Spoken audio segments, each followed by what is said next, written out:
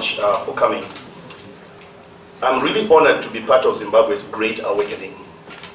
I think we've all come to the realization that none of us can insulate ourselves from our country's brokenness, and that the cost of our leaders' preoccupation with fighting the shadows of colonialism and imaginary enemies of our sovereignty is too high for us to accept. We delegitimize the liberation struggle when we accept the mindless nationalism that suggests that our potential should be suppressed and our promise should be suppressed, and insist that we must accept the brokenness of our nation as being normal. No longer can we afford to accept that the defense of leadership failure is the highest calling of citizenship.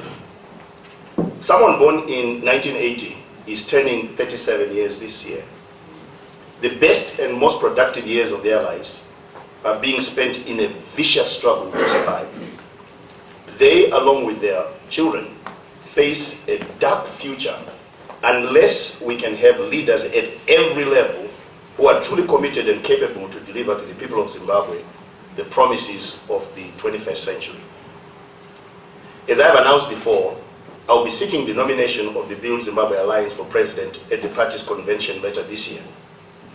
My goal is to get a one-term mandate from the people of Zimbabwe to lead a government that shall do several things. One, aggressively promote and defend the constitutional rights and liberties of every Zimbabwean without fear or favor.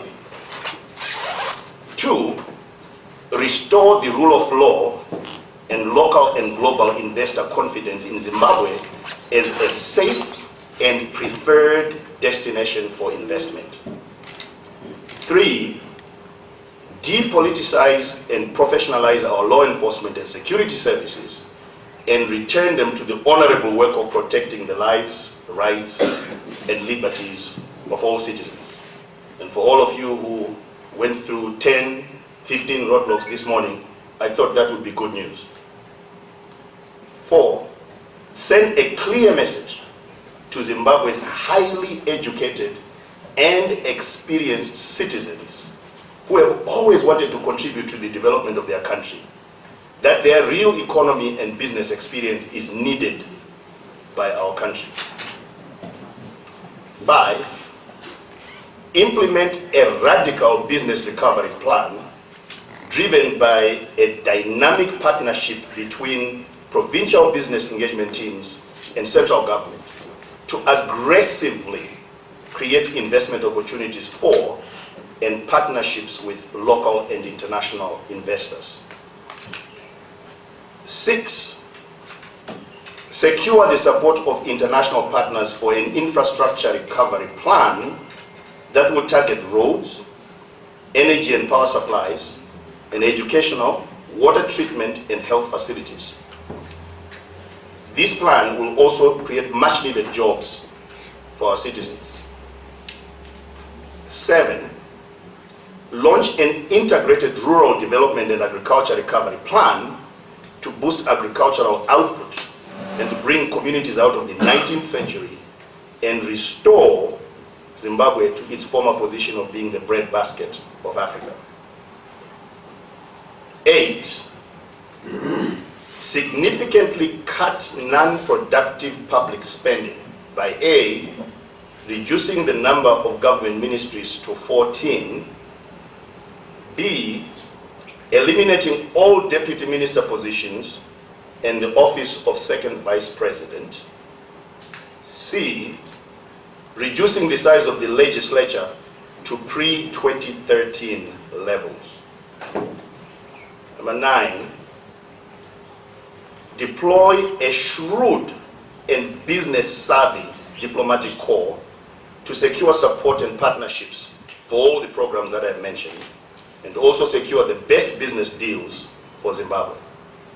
Number 10, empower every Zimbabwean, regardless of race, tribe, gender, or political affiliation, to prosper and be fully engaged in the important work of building our nation.